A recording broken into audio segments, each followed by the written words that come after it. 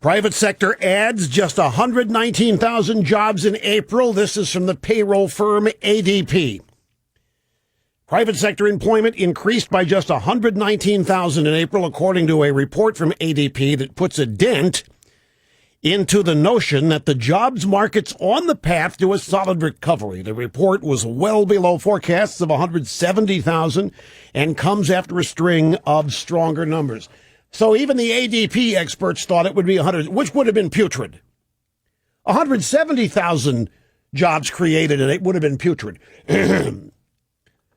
Well, let's see if anybody was surprised here. You know, I only print out the first page of these things because the rest of it's gibberish. You really only need to read the first two paragraphs of any story, and it's over. I don't. You know, stuff that prints out to 3 pages, first page is all I read. And then I get to my comments. Private sector, well below forecast. I assume they were surprised since it's well below forecast. But the word surprised or unexpected is not in the first two paragraphs. Now, you want to talk Orwellian? You want to talk Orwellian? What they tried to say was, what's her name? Leslie Stahl. Ensure, making Khalid Sheikh Mohammed drink Ensure. That's Orwellian. You want to talk Orwellian? How about a socialist campaign slogan that says one thing when the reality is just the exact opposite? Forward. Do you realize there already is a Wikipedia entry for Forward as the official campaign slogan for Obama-Biden 12? And they're thinking of pulling it back. They're thinking of yanking it because it's Forward is already, I think, an official moniker for the state of Wisconsin. And a number of other things. But I mean, just to show you how biased even Wikipedia is. But here they've got this slogan, Forward, when we are going backwards so fast that we're about to implode. Forward is the Preezy's code word for socialism. That's where we're headed. Well, the Preezy of the United Steezy, Jimmy Fallon, had Obama on his show, slow jammed the news. So Forward is Preezy's code word for socialism. I remember Reagan. Well, in fact, we've got some Reagan sound bites. Cookie dredged them up in Reagan talking about Lyndon Johnson and the Great Society and the war on poverty, since I was talking about it yesterday in regards to the new book about Johnson that's out. So we'll get to that as the program unfolds. And then there's this factory orders post, biggest decline in 3 years. It's Reuters. New orders for U.S. factory goods in March recorded their biggest decline in 3 years as demand for transportation equipment and a range of other goods slumped, according to government data today.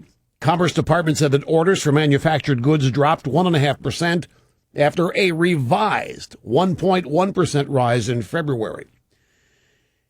Now, the news continues to be dismal no matter where you look, and that's why the trip to Afghanistan for a 7-minute speech in front of a bunch of military equipment. It is pathetic. Folks, it is pathetic. What President Obama is doing. It is so beneath the office of the presidency. But it is what it is.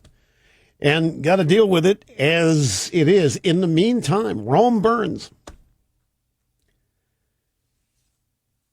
You know what I expect? You know what I expect from economic data and business stories reporting on the state of the U.S. economy? I expect robust numbers. I expect startling growth. I expect exciting advances that makes us all proud.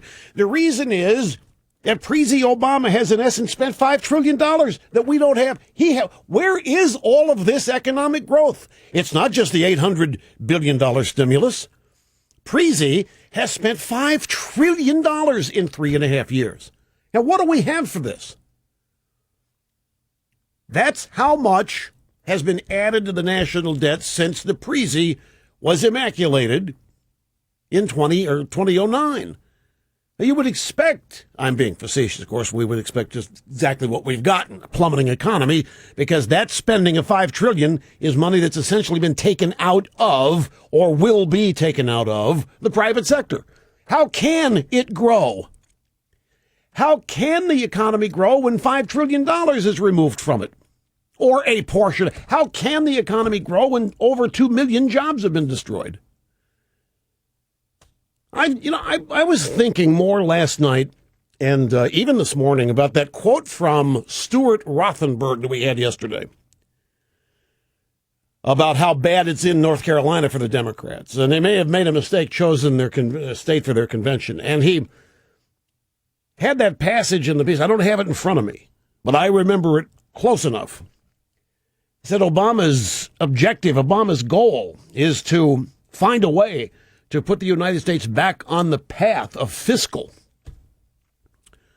responsibility. And when I read that yesterday, if you were listening, I was appalled. How can, and then it hit me again, just how, and I don't mean this in an intelligence sense, just how ignorant the people closest to this government are, be they analysts, think tankers, or I guess I should say tank thinkers, news media people. The closer to it they are, the more removed from it they actually are. How can anybody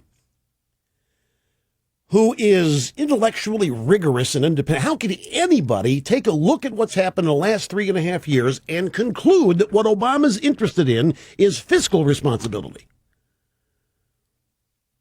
Isn't it just the exact opposite? Rothenberg talking about how we've got Obama's his biggest challenge is to put the country back on the path to fiscal responsibility. That's not what Obama wants to do. Obama's going the exact opposite direction from fiscal responsibility. The guy who has spent more in his 3.5-year first term than all previous presidents combined, deficit creation and fiscal responsibility just don't go together no matter how you massage it.